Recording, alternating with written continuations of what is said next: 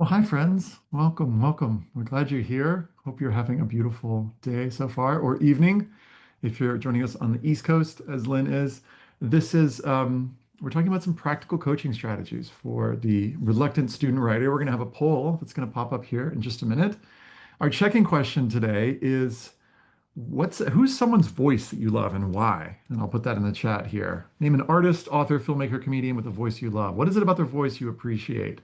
So far in the chat, we've got Haruki Murakami, who's also one of my wife's favorites. If I said that loud enough, she would jump into this room. We've got Dolly Parton, Victoria Legrand, Barack Obama, Garrison Keillor. So yeah, like a nice, lovely range here. So far, in terms of who's here, we've got about half of us look like we're independent educational consultants and counselors. About let's see, about a quarter are high school counselors. We've got about 17% community-based or nonprofit counselors, a couple parents, and even a student. So welcome, welcome all. Well, I'm Ethan. I'm the college essay guy. You've met me before. I'm going to be kind of playing, I guess, moderator slash special guest here on this session. The real star is Lynn Hawks. Whenever I hear Lynn present, I learn something new, usually some things new. So Lynn, thanks for being here.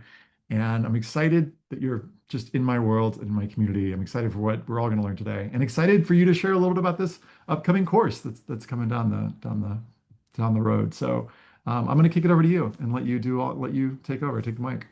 Thank you so much, Ethan. Thank you, Jasmine, our amazing moderator. And I'm just so grateful that I get to talk about these things with people who like, as I always say, nerding out with me on how to help our students. And I'm going to go ahead and pull up you all know me, or see me do this stuff before. I'm a big fan of using slides. And so I want to talk a little bit about this course we're doing, but you're going to have a bunch of takeaways tonight of some practical coaching strategies that Ethan and I believe in, and also Hannah Lim and Tom Campbell, who are guest stars in our course in July.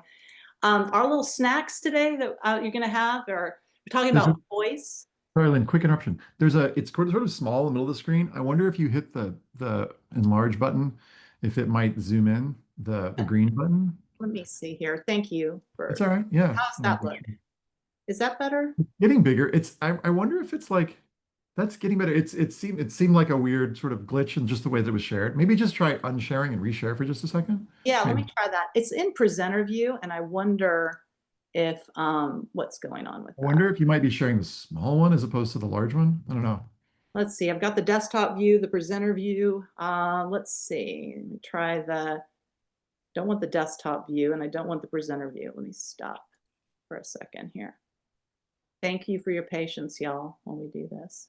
Yeah. So, And yeah. while you're doing that, I'll just say for folks who've got questions throughout the session, just throw them in the Q&A box. We'll kind of hang out, as it were, in the chat. And then the questions and I'll be answering questions throughout the session, by the way. You know what, I think that works well enough. It's a little bit small, but that's fine. Go for it. I'm so sorry, Ethan. The only other thing to do is I could get out of the presentation and open it up again and do traditional slideshow instead of presenter view. Let's try that. Let's try that. See if it'll be a little bit bigger. All right. Thank you for your patience. Hopefully it's all right. Yeah, we're going to talk about AI a little bit, but we're mostly talking about how to amp up students' voices. What Ethan's going to talk about admission nutrients and how our reluctant writers can envision their admission audience. And we're just going to get real about the different reluctant behaviors students have and ways to help them find a writing process. This course that I'm giving you a little snack of is all about helping students get unstuck, and the classic CEG values, which are joy, ease, and purpose, is what we're trying to bring with talking about storytelling gold, revision, and insight. I'm all about, as a former English teacher, a current college essay coach, and an author, I'm all about teaching students craft methods and modeling the storytelling and how to inspire creative writing so they're the generative ones and not a machine. And that's what I think is a little bit of our challenge nowadays. So I have a background in administration of school programs and instruction and curriculum design. So I have lots of hats going when I'm talking about this stuff to people. And I think our number one thing we can do right now is help kids get a writing process, especially our reluctant writers. And how do they overcome obstacles when they're trying to write? And how can we teach them a few skills before they leave us, even if it's just a 15-minute conversation? And now with the industrial technological revolution of AI, 3 and 4 are my new steps, where I'm trying to come up with a policy for ethical use, and I'm experimenting with the bots and things like that and trying to figure it out. Now, I bring a real passion for writing to this process, so it's more than nerding out. Like, I can't live without writing, and I want my students to feel just a little bit of that, even if they're never going to write that much, in their spare time or for fun. This little kid, when I was 9, with rocking my 70s bowl cut here, I was always had a notebook with me, and I love it so much. I've written 8 different books, which I could talk about, young adult stuff, books for teachers on Shakespeare and stuff like that. And I've heard a lot of critiques. I've heard it from editors and agents and group members in my writing group. And it's a dopamine killing business, y'all. And I bet Ethan can talk about the screenwriting side. I'm really sensitive to criticism, but I'm so used to it. And I really feel my students' pain because they are probably even more sensitive than I am. This just was in my inbox the other day. I have 9 agents reading one of my manuscripts, but I have like 40 rejections. And so our students who are going through all of that right now, they especially anticipating rejection, it can be really scary. And then if you've ever been in a writer's group, they really want to help you. So they're like, well, this is wrong, and this is wrong, and this is wrong. And you're like, oh, okay. And you have to kind of, all right, we got to fix everything. And then after that, I walk out of the group every single time like this. And the little girl that made her entire 7th grade class do a whole play on ancient Rome and Greece and made everybody act in it. God bless Mrs. Dunkel. I'm just like really sad because I've lost that mojo, and I have to pick myself up, and I got to bring myself back. So all of that experience informs how I coach. Recalibrating and helping, and I want to prevent and protect my kids from this. Like, that's a really big thing because I know they're not going to write if I kill their spirit too early. And so, well, I have a great support network. I've got beloved friends since 1982. I've got my sister, I've got Greg, my partner, I've got my wonderful parents. But I think about my reluctant writers who not only fear and loathe writing, but who are always looking for shortcuts and might not have this support. That's always top of my mind. I've been working with a lot of gifted student writers lately. I had a few this week who were like, oh, my writing's terrible and I'm so sorry. I hate this word, I hate this line. And I was like, hey, let's just take a moment here and breathe. It's all good. It's all good. Let's just look at some of the things that are already working. But there's this big sense that they don't measure up. So I'm not saying, by the way, that we cannot criticize, because we must give honest, authentic feedback. The question is when and how with reluctant writers. And are we supporting the writing process and overcoming the big blocks? So I always bring my empathy, because I know how painful it is to get that negative criticism or only the things that aren't working. And I start to analyze over these last several years, why won't they write? Or what are they stuck about? Well, I'm a former English teacher, and my job was to tell students everything that was wrong with their academic writing. So I was rarely encouraging them in the margins. It was like, fix this, fix this. So I'm guilty of the thing that I'm so sensitive about. There's a lot of viral TikToks and silly stuff out on the internet about what a good college essay is. So there's that. And then they haven't done a lot of creative writing, memoir writing, and persuasive writing. And then they lack information about their audience. So all of these things. So I want to know what y'all think. I want to pause and look at the chat here. What blocks are you seeing in your students? What gaps do they have? What obstacles do you see in the path of their writing? Feel free to share in the chat here. We've got AP English language. We've got comparing their accomplishments with others, confidence. It's just a struggle to talk about themselves. Yeah, a lot of students just don't have experience with that. Or they don't like to talk about themselves. Yeah, good point.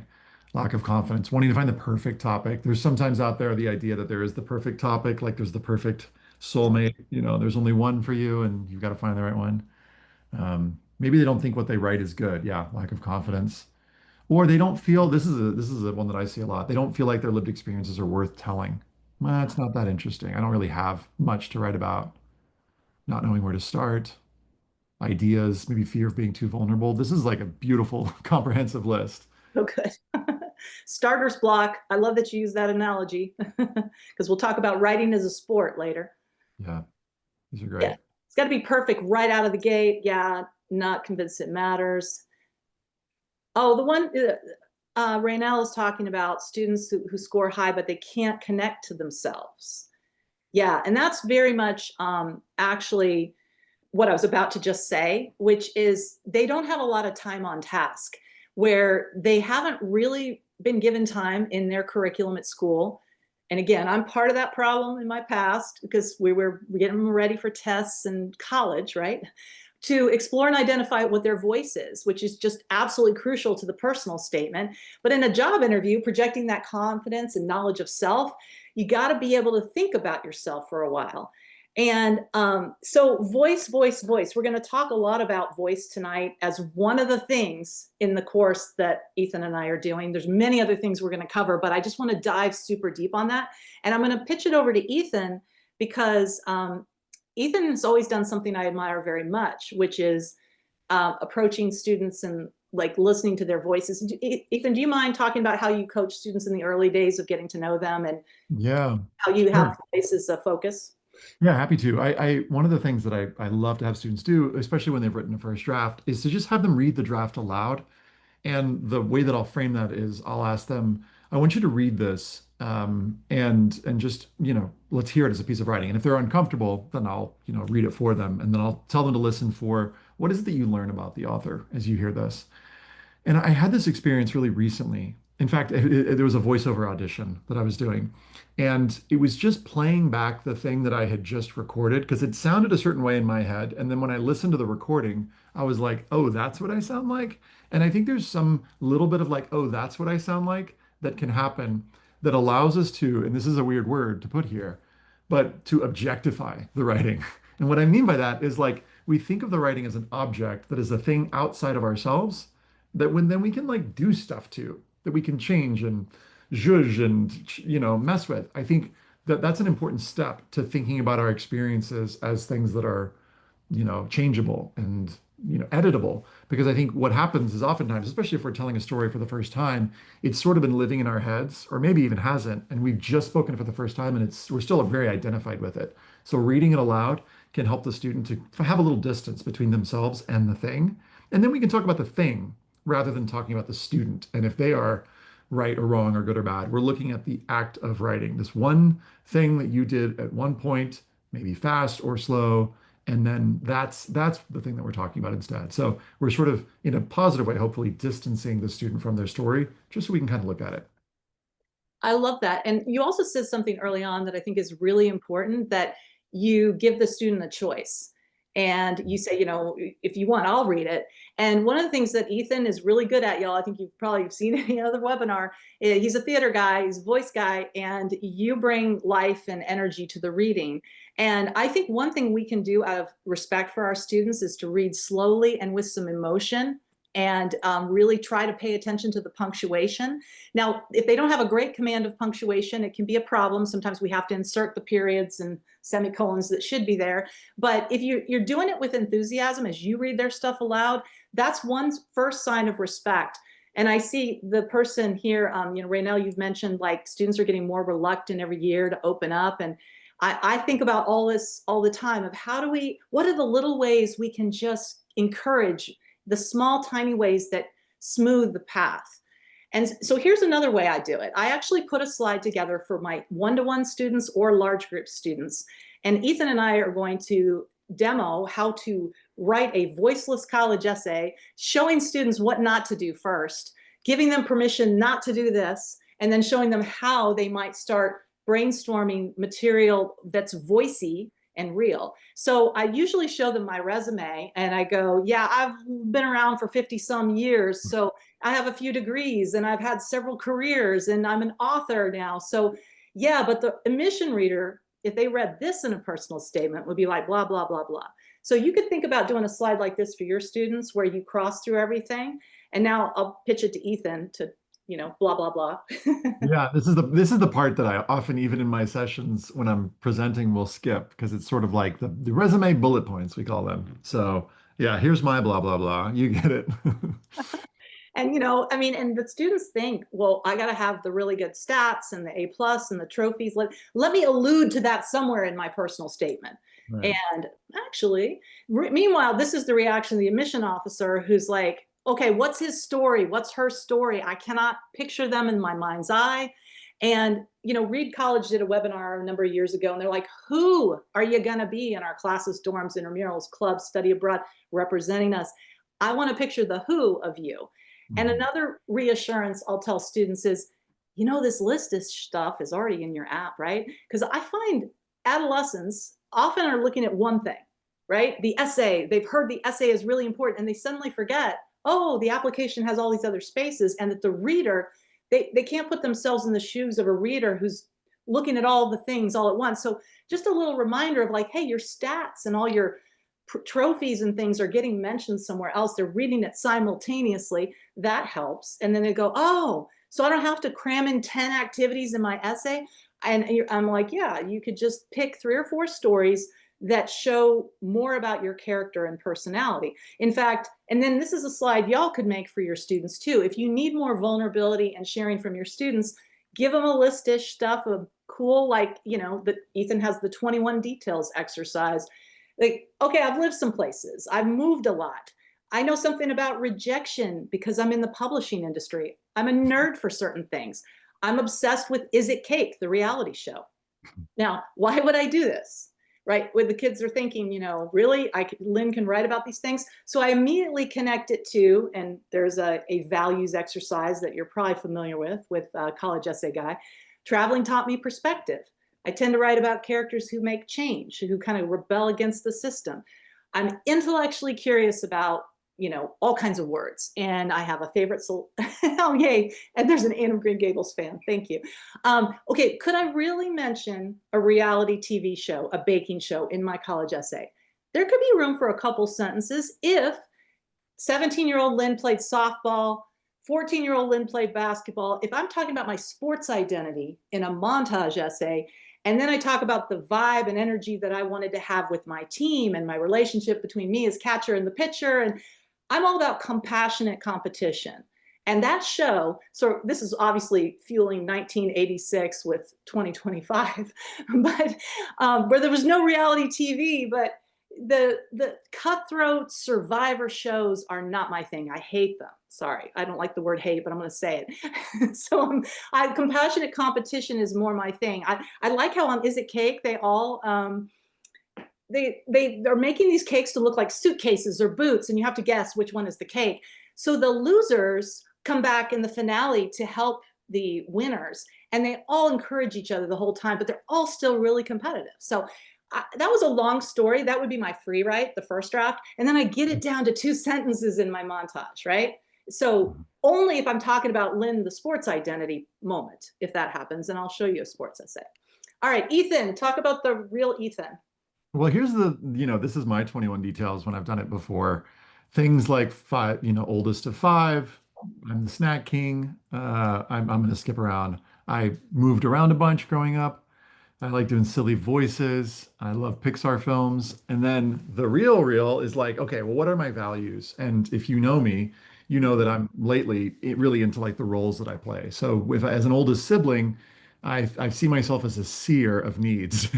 And what's really important to me is inclusion. Are we paying attention to what everybody wants to eat, not just what I want to eat? A way that I build culture is snacks. I've realized this about myself, that there's a way that I host and I'm like creating a vibe and experience through snacks. And so it's these little moments of why I do the thing, what it's really about for me, that I think can lead to these insights. And I've said this on webinars before, but I think it's especially satisfying when the insight or when the value or the role is surprising. So moving around a lot helped me realize adaptability is my home. Like, yes, moving around equals adaptability, got it. But this notion of like adaptability being a home for me is like, and that I think I'm quoting like a samurai poem there, is like kind of an interesting way of going, well, what would that be like? And it sort of raises a little question in the reader's mind. Like snacks equals culture building? Okay. Like I can sort of see how that goes, but tell me more. So what I'm trying to do is encourage students to include these, make these connections that raise a little tiny question in the reader's mind that's going to have them curious for at least the rest of the paragraph. Yeah. And that raising that curiosity and the way Ethan was just analyzing his own content, if y'all did this where you did, here's my real facts, my cool trivia versus my resume facts, and then you did a slide like this where you connected it to your values, you could in real time talk through with students the pros and cons of using these different details in an essay and show that your own curiosity about, I don't know, I'd have to think, let me see how it goes with draft 2 or 3. And that's modeling process. That's modeling thinking, reflection, and like, you know, I don't have it all figured out yet because we're trying to walk in their shoes as they're just first time really sitting down and going through the time capsule of their life going, what did happen freshman year? What happened sophomore year? How does that, you know, who am I now? Like giving them that permission to just be reflective. So if you model that reflectiveness, this could take 5 minutes before a workshop or whatever, you know, it's really powerful, I think, for students. We want our audiences to say, leaning in, and they're like, oh, I hear the voice, I hear the personality, right?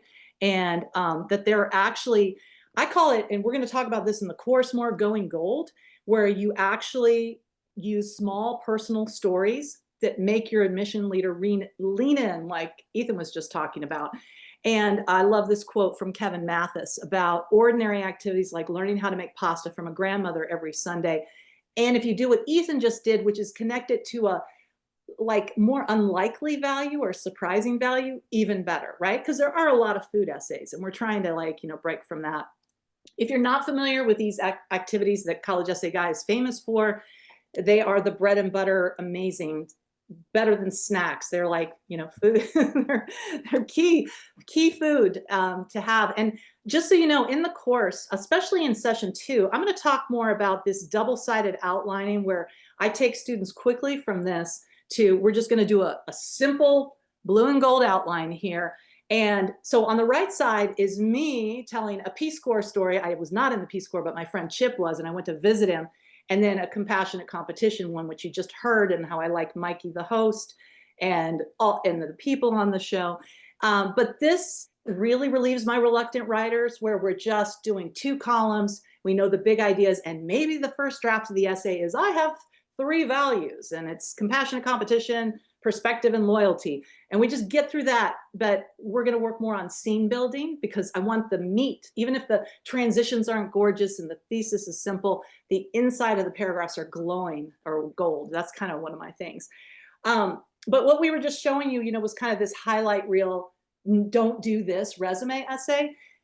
And yet kids will go there because they're fearful and they're like, that's what I have to do.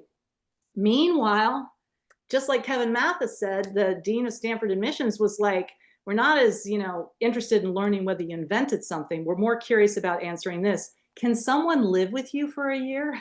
And that's that.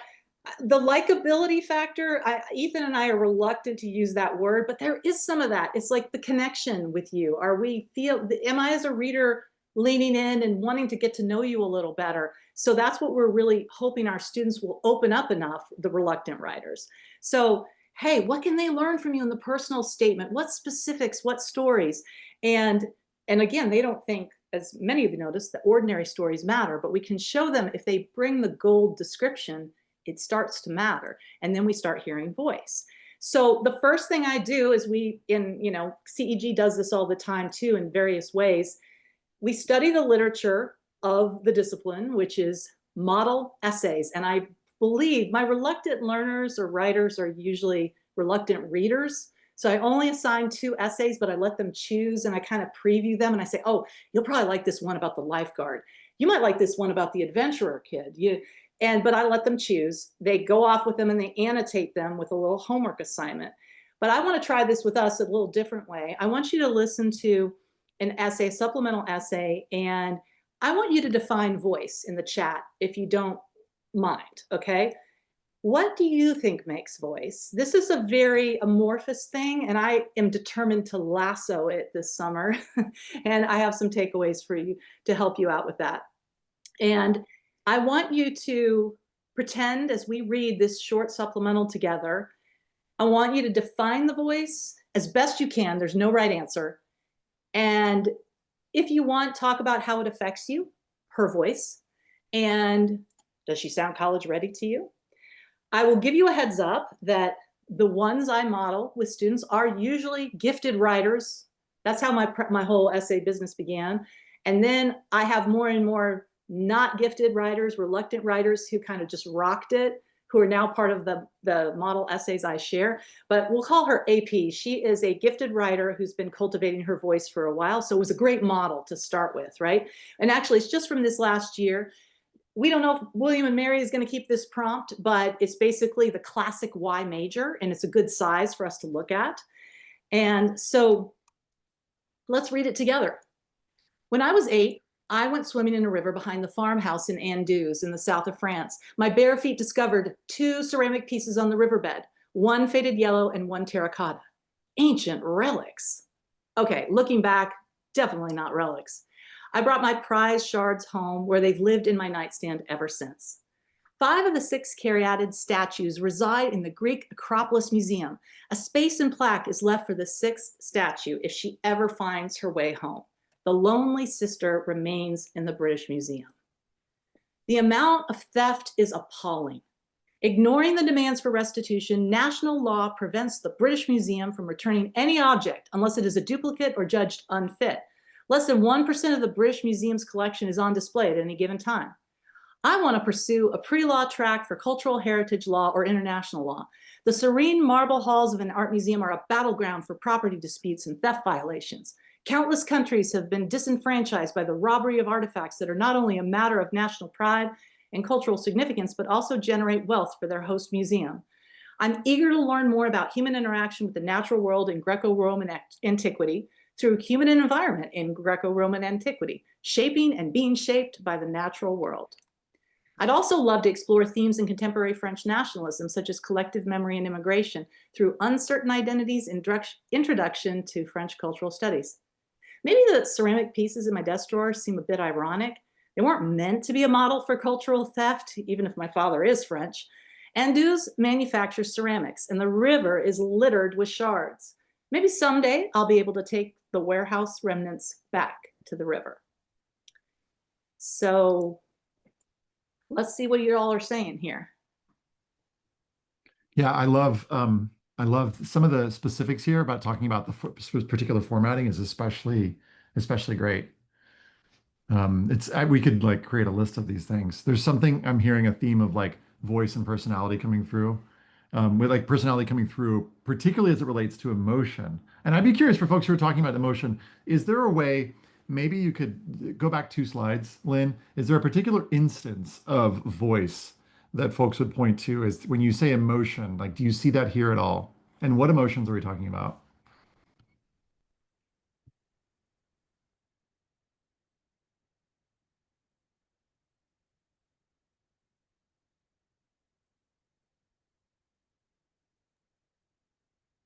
Yeah, we see sense of humor. I love when irony comes through and a recognition of irony. That's a big one for me. Yeah, one of the things I was noticing too, like when she says, I'll go back to the amount of theft is appalling. The very like straightforward, like just, I got this strong opinion and I'm going to give it. And someone had said the sense of justice. Yeah, this is really interesting. Indignation. Yeah, that's what I was thinking. That's a good one. The excitement. Also, I'm often coaching students to get rid of a lot of fancy words and just say straightforward, I can't wait, I'm eager, I want, I love, and just get right to it so that they can bring in a lot of gold details and stuff. Yeah, she's definitely got an activist side. And one of the things that I have, whoops, a little too fast.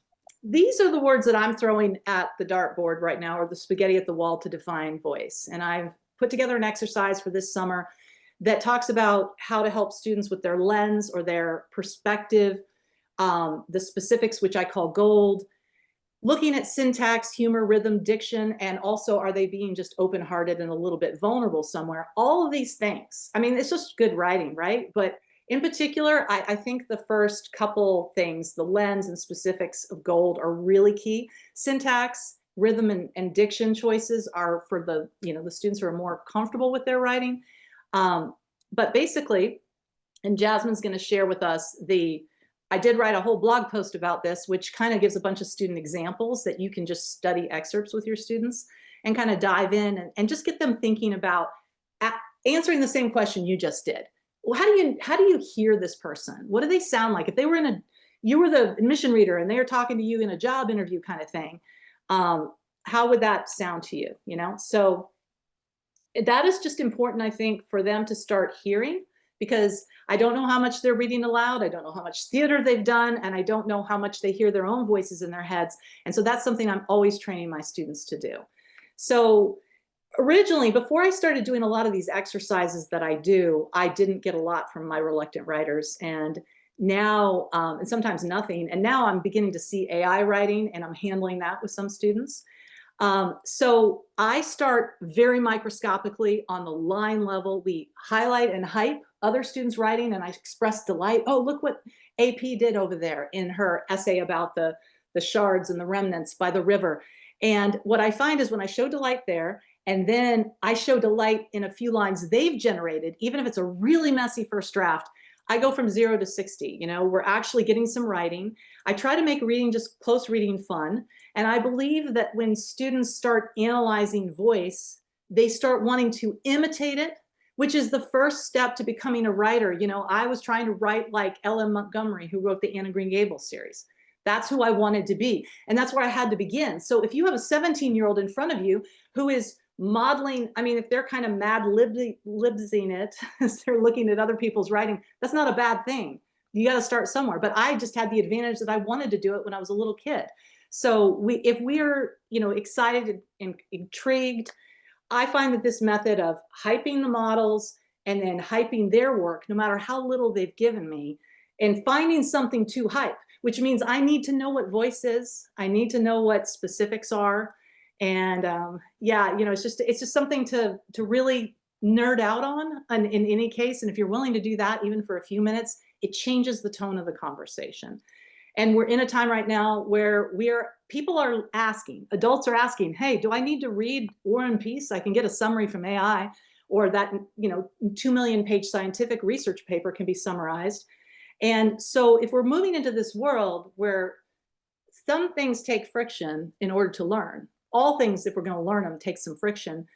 And this is actually an article I'll have Jasmine share with you if you're interested.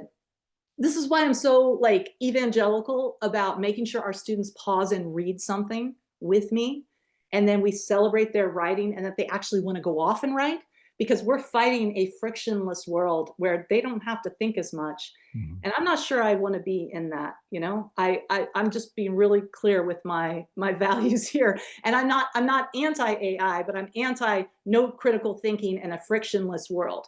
And this is backed up in educational theory. Lev Vygotsky said that if anybody's going to learn, they need to be in the zone of proximal development. So a little frustrated, a little friction, but not too much. And that's why I go microscopic and celebrate the little things, because I got students who don't have any idea for a topic, but can they write a sentence of description? Let's see. And so, you know, I don't want the frustration to be too much that we get stopped cold. I want them to write without me. I want them to leave me and go off and write. That's my number one goal. And I really believe they have voice. Ethan and I were in the seminar, I don't know when it was, and somebody wrote, what do you do about lousy writers? And I remember thinking, like, how do you know they're lousy? You've only seen like one example. We cannot label them too soon. You know, even if we just get a crappy piece of writing, we got to be fair and prompt them to try some things. So they got to, you know, first of all, study other people's writing. And remember, this may be the first time, you know, a lot of you said, everybody's got a better idea. I'm no good. I'm too ordinary. So we got to get over that. And the next writing, yes, emerging writers, 100%. I love that. So I want to show you, before Ethan talks about admission stuff, I want to talk about a sample of writing you're about to see that's from a student who had an amazing storyteller voice and a sense of self, but just didn't feel like writing, had better things to do. And the parent had hired me to make sure the writing got done. That was the number one thing. And then, you know, so my writers all have different profiles of reluctance, and I can't label them all with these, but that was definitely part of it. The course definitely has specific tips for how to do this. And I'm going to drop down. I want to see. So one of the things I do is I get really excited when a kid gives me a couple sentences, right? And that could be verbally too. So I was talking to this one kid and I was like, hey, tell me about yourself and your travels or something. And he goes, well, I'm the kind of kid who, and I was like, well, what if you just use that as a structure for your writing? You just kept repeating it at the top of every paragraph. And when Cool. it inspired me, there was an essay, college essay guy essay, This Is Me. I don't know if that's easy to find, Ethan, Yeah, I but can share it. he repeats, This is me. And reluctant writers need templates and starting points. So when it came out of his own mouth, I was like, oh, this is me. It's fantastic.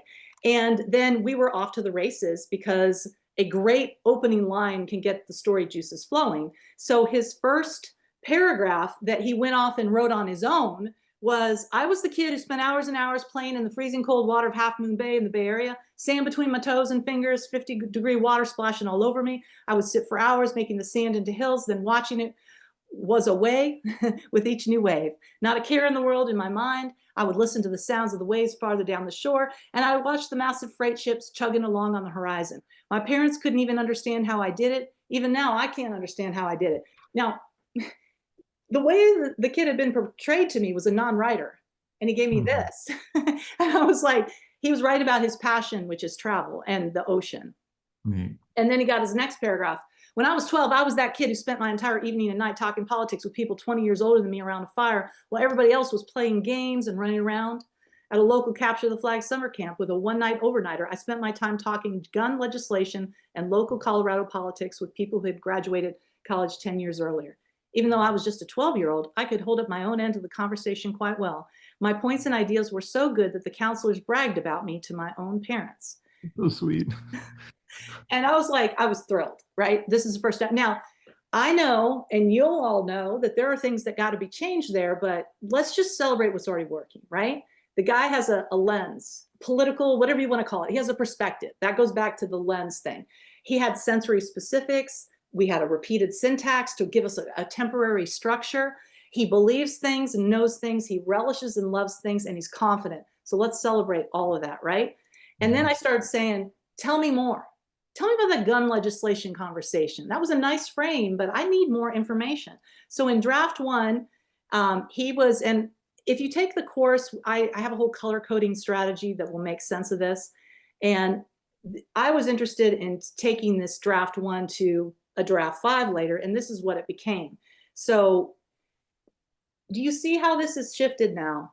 And it is more about specifics of him engaging, collaborating, and dialoguing with others rather than, giving himself a high five, which he should. It's pretty cool.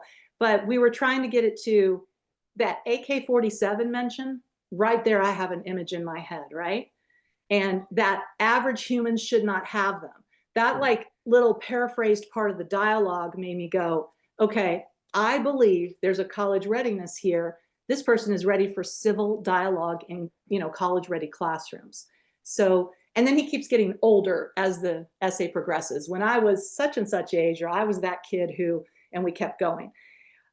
So I have always had way too many slides, and I'm going to jump ahead because I want Ethan. It's really important for Ethan to talk, and then I'll come back to the AI stuff.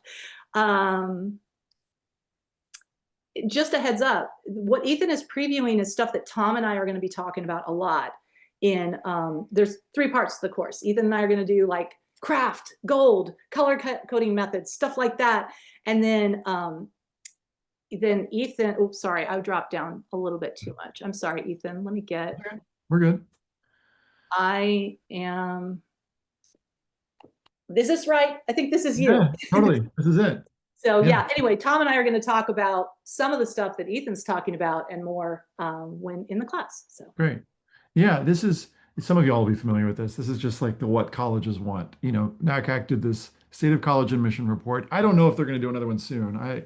They hadn't done one since 2019, but when they did one in 2023, they looked at what do colleges care about? Number one, as we know, is GPA, grades, and how hard your classes are. Those are the top three. And then there was this thing called positive character attributes, which debuted on this State of College Admission report.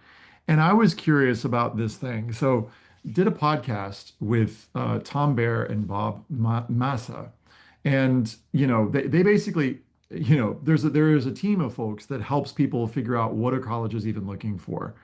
And, it's these specific admission nutrients. And I'll throw that into the chat. But I was sort of like, and there's a whole podcast series, by the way, on each one of these elements that we did last year. But I was sort of like, well, could we even figure out what these admission nutrients are?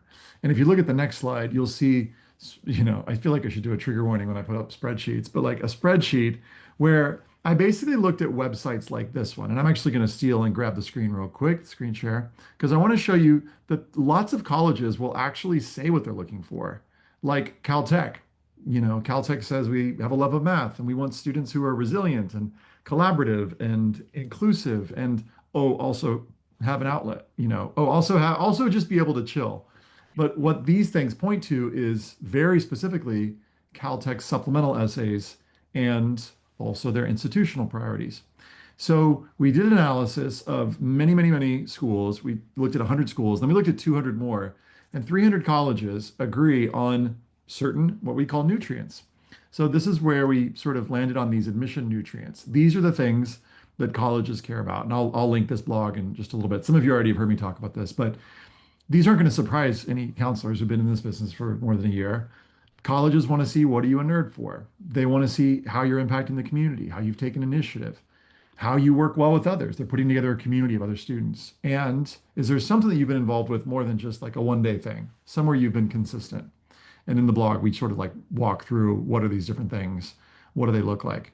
And so it's these qualities that, thank you, great. It's these qualities that I've started to like talk more about and weave in. I think, and one of the things that I'm updating is like the Great College Essay Test. The Great College Essay Test is something that I put out in the book and on the blog that's like, we need core values and insights and craft and vulnerability. Well, if we don't also have these things that you're looking at on the screen, it could be a good piece of writing, but it's not necessarily going to be a great college essay. Now, quick caveat, does every single one of these qualities need to be in the personal statement? Not necessarily. Consistent engagement could be shown in the activities list, right? Leadership stuff could come through in the activities list. But I think that it's not a bad idea, maybe early on in the process, to be like, hey, here are some things colleges are looking for, especially because students all over are constantly asking, what do colleges want? What do colleges want? Well, here's some things they want. If you notice that little graphic in the bottom left corner, these are not only things colleges want, but also we did a little cross-reference with what are some qualities that employers are looking for and found that there was a lot of overlap. And also looked at some scientific studies and found that these are qualities that also give life meaning. And so I'm not one of those people who's going to stand up here and be like, all of your life should be about getting into college. I want students to live lives of purpose and meaning and joy and all these things. And I think that pursuing these things can help do that. So that's why I feel okay speaking about some of these things. So, here's another slide. If you want, you can, screenshot this, but a lot of this stuff is in the blog. These are some of those things that colleges are looking for. And then there are some what we call micronutrients, things like creativity, which is something that Caltech is interested in. Are students critical thinkers, committed to their personal growth, etc.? So these are some other things that came up in our studies. They didn't come up enough that we were like, oh, yes, we should make this part of like the main thing. And I don't want these, I feel nervous sharing these out because I don't want these to become like a new sort of codified, like cracking the code of college admissions. I just think it's more complex than that. I just think that if we're talking about what are some things that create a quote unquote healthy application, these are some good things to consider. So I say it without lightness. And I hope that you all who are hearing this going forward won't tell students you have to put these in your application, but more like, you want to know what some things that might be good to look at? Or they're finishing their application. What are some things that we need to check to see if they're there? These are some good things to look for. Love it. And I find that when I bring my sort of hyper analytical literary analyst view to the tiny stories students are giving me, I'm like, well, there's intellectual curiosity. Well, there's some creativity. And especially if I have a reluctant writer who doesn't have the most amazing extracurricular history. And so we have to kind of go mine their one service commitment they did in sophomore year and their a couple clubs that they're sort of half-heartedly in. But I'm like, did you ever like contribute to the conversation or collaborate on something? Yes. And then, well, what was the dialogue of that like? And what was running through your head? And how did you? And so we build those scenes out. And having this list is a great launch pad because like a lot of them are like, oh yeah, I've done a few things, And so that's one of the things too, before I talk about AI and stuff like that. The course, like I said, this is the scene building part of the course on July 8th. And then Tom and I are going to dive into what Ethan just talked about, which is, okay, who's your audience? Who are you writing to? Because first we start with super creative free writing and generative stuff. And then we have to put our admission hat on and get real through the lens that Ethan just gave us. And that doesn't mean we get rid of everything we generated, but we're going to, try to shape it so that we're talking to somebody in particular, not just ourselves. But I always have students like, talk to yourself first, figure out who you are. And then Hannah and I are going to talk about the art of the interview, how to get a student who doesn't seem very insightful to start expressing what they know to be true, and all of that to really help them dig deep and think about their lives, and in more depth. And so I wanted to cover a lot of things tonight because I always have a whole bunch of stuff, but I want to jump to AI for a minute, because back to my sort of very strong feelings about why we have to encourage more free writing and a relaxed nature of the first drafts that our students give us, is because if we ignore that process of getting started and getting off the starter's block, we're already finding our students are rushing to the nearest exit. Oh, wait, there's a bot bestie, I don't have to really write. And I don't know if you've ever noticed, but Chatty McChat is super smiley and in your court and so personalized and just loves on you. So, the old school teacher that's just like, let me tell you everything that's wrong right now. We're going to have to adjust our game a little bit. If we have come in tough and negative in the first couple sessions, there's more consequences now. And so I think, hi, nice to meet you. So let me tell you what's not working about that paragraph you generated. Let me tell you what's better. Have you considered, I really can't follow this sentence. I just don't know what the point of this paragraph is. Can you add more details, please? Oh, admission readers are not going to like that. And we find ourselves being really to the point sometimes in our comments. And so in the course, I give you a lot of line edits, words that you can use instead to get the same point across, because you still need to critique, but it's like, again, where and how. So as I see what's happening in the NCAA with the transfer portal, if any of you are aware of that, and coaches are finding they can't be their old hardcore coaching selves, we do not want to speed them quickly to generative AI, right? So in this Wild West that we're in, I thought a lot, and I've talked with Ethan a lot about AI use in this, how do we get a lasso around it? And so in my own business, I've created a contract where I've asked students not to use it to generate drafts. And so that's the first thing. And I talk to parents about that. And then this is a slide CEG has given us when we present to students in workshops, to just like, hey, y'all, you're going to be signing this on the Common App, which says, do not use the substantive content or output of an artificial intelligence platform, etc. Ethan, do you want to, before I share my handout, is there anything else you want to add to this? Because I know your team has been thinking about this a lot. Yeah, I mean, we're on the same page. I think that because, and if you look at certain schools like Brown has really specific advice on this, and I'm just telling students to just I'm just being really conservative in my advice here and saying I just wouldn't use it. Could there be a future where colleges start to loosen up and go, well, tell us how you use it? Maybe. I just don't see that happening yet. And I don't want students to, the main question that I want them to be able to answer is if an admission officer asks you, how did you use ChatGPT or how did you use AI? I want them to feel proud of their answer. I want them to be like, yes, here, and I want them to be able to tell the whole truth. So yeah, could it change? Yes, maybe eventually. I just don't see it changing yet. And so I'm just being really conservative in my advice. And I'll share, there's another blog that we wrote on that. But what I love about what you've done, Lynn, is you've gotten really specific with the do's and don'ts. And I think you're going to share that now, but it's just great. Yes, we have a handout. Yeah, And awesome. Jasmine, if you don't mind throwing that in there. So I worked on this with my colleague, Mindy Trimble, and my English teacher background is just reminding students in the left-hand column, you wouldn't copy, now, do people copy from each other all the time and submit college essays? Yes. Do college essay tutors write essays for people? Yeah, that happens. So it's the same thing as AI, right? But I always taught my students, do not copy more than 2 words in a row unless you're going to put it in quotes and cite it. So try to rephrase, reorder the text. and that kind of thing, and just basics. But I also have these little tips of the red light, green light, and don't ask them to generate your essay topic from scratch. The verified experts are not inside Chatty McChat. It's inside, actually, it's inside the admission readers and your counselors and your teachers. So go to people that are verified human experts. We know that AI, quote unquote, as we anthropomorphize it, hallucinates. But these are just some things. And anyway, the link here allows you to get there. But we'll talk in the course about some cool green light things you can do, like using it as a research assistant. Again, I'm not against the ed tech. I'm actually experimenting with building a bot that uses my methods, but I'm a ways away from there. I'll keep you posted on that. Mhm.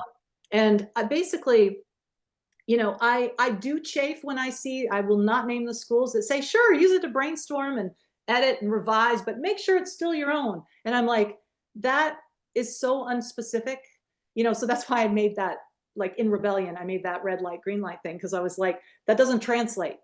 Be really clear to a 17-year-old what you mean.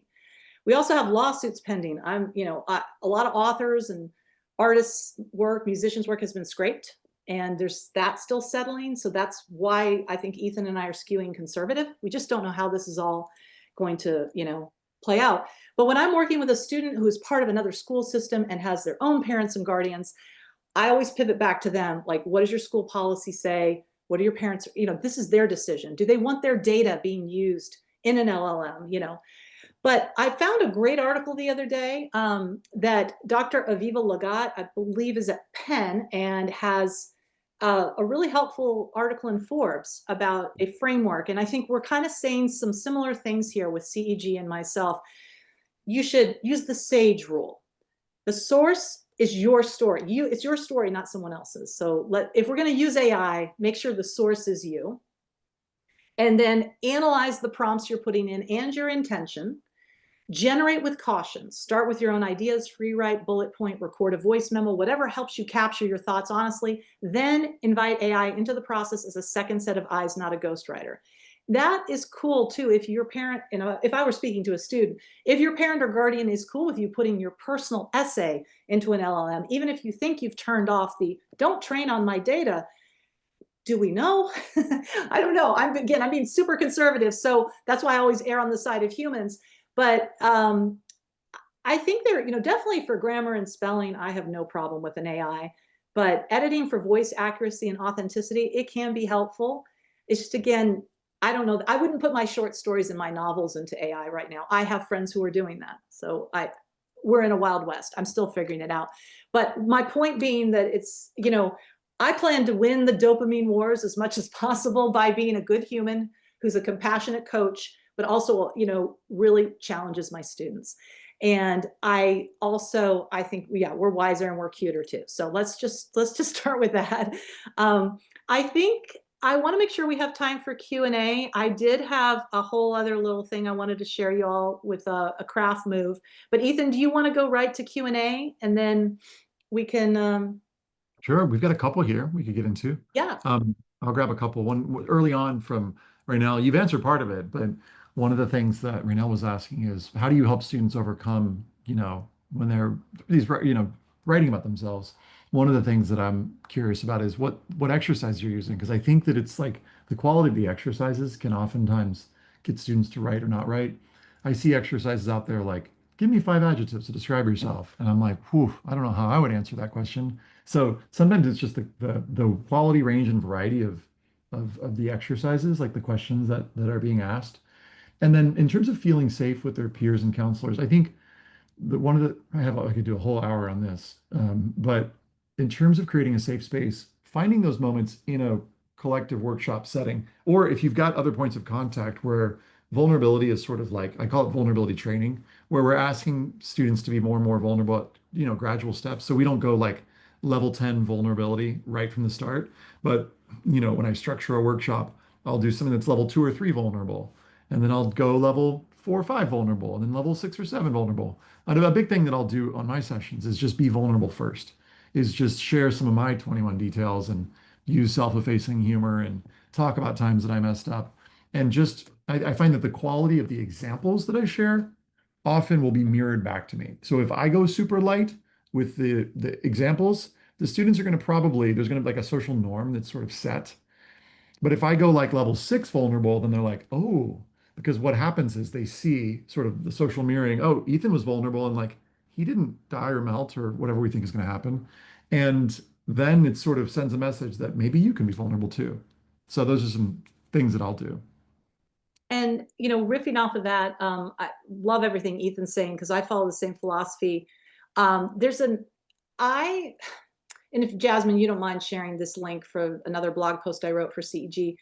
In the course, I talk a lot about, and in some ways this can be the opposite of vulnerable, just cinematically rendering a scene can be what Ethan was talking about earlier, where then the writing becomes a thing you can look at, like a piece of cinema or a movie. And if the students realize that because they are the storytelling streaming generation, and they're already a lot of them very visual thinkers, if they realize they know how to use the five senses already, they learned it in elementary and middle school, they just haven't been doing it in a while, they know what active verbs are, or we can remind them what they are, data, stats, proper names, feelings, then I have them writing and generating scenes that they bring back to me, and we don't know where it's going. We might have a working thesis that's like, I have these three values or something. Ethan's going to do the roles and identities exercise, which is such a great thing to generate a working thesis that's kind of behind the scenes. But basically, in the course, I expand on that block. And there's 9 different strategies that we really dig into. So the students get a victory and like, oh, I just rendered for my coach this really cool scene, and now they can see a part of my life and get excited about a part of it. Oh, and if I can do that well, maybe I could do some more writing. So I find my students get really excited about storytelling. And I also, in the course, I've put together a lot of slides so that you can adapt them and go and teach a workshop or just work one-on-one. I use slides in a one-to-one Zoom with my students all the time because they're visual thinkers and they like seeing and remembering all this stuff. And I think it helps them. So anyway, that's sort of related to what was just being asked before. I'm looking at the questions. Did you see another, Ethan? Yeah. How do you navigate? Well, actually, I'll go with this one. What do you suggest for working with twice exceptional students that are fairly linear in how they think and function? I know that I'm sort of maybe saying the same thing here, but I think that it's having a variety of exercises that you use with students and showing them and also modeling making connections. So if you can get a student to make an uncommon connection, for example, between their love of I don't know, dance and something that we might not necessarily expect to connect with dance, like why they love dance. And there's like a little, you model divergent thinking. I think they go, ah, that's the kind of thing we're going for here. And one simple way to do that is just to have them brainstorm the cliche version of the essay. So that's a fun kind of game that you can play is what's the cliche version of this essay? What's another student going to talk about? And how do you talk about something else? I've also talked to some adults who are twice exceptional and who have learning differences and have talked a lot about how, and I see a question about AI in here, how they've actually gone to AI and said, I have writer's block. What do I do so I can get back to the page without, don't write the essay for me. And one of the things in the course I actually teach y'all is that writing is kind of a sport and that certain dopamine things can be super helpful to get students focused. And that means your diet. It means, these are all things that give dopamine to get you to write for 10 minutes. So another thing I do with students is say, don't bang your head against a computer for 2 hours. Just write for 10 minutes, write a scene, use some craft moves. Let's see what happens. And they're like, well, maybe that's not hard. I just need to tell that story from Half Moon Bay when I was in the 50-degree water. And then they're like, oh, I can do this. So I'm like, yeah, before eat some food that gives you some dopamine, maybe run for 10 minutes and then write for 10 minutes. Let's see what happens. That helps my students who are non-writers too, but that's another thing. Well, I want to just say thanks for everybody for showing up today. And we put a link down below to the course. If you're interested in joining, we'd love to have you, of course. Of course. And I find there's so much, Lynn, when I hear you teach that makes my brain alight. It's happening even now in the session. I'm having ideas about other ideas and resources. And so thank you. Thanks for bringing all of your energy and just preparedness to these sessions. I'm always amazed. So Thanks thanks. for giving me the space to get to work with you. And thank you all for the great questions tonight and the thoughts. as we try to, figure out what the heck voice is. And Yeah, I promise by the end of the summer, we'll know. we'll figure it out. We're gonna figure it out. I don't know what we're gonna do. We'll know, and we'll just know. Just know. Well, Thank you all. thanks again, and thanks, Jasmine, moderating, and appreciate y'all's time. And we'll see you again real soon. Y'all Bye. can now. Thanks, Jasmine.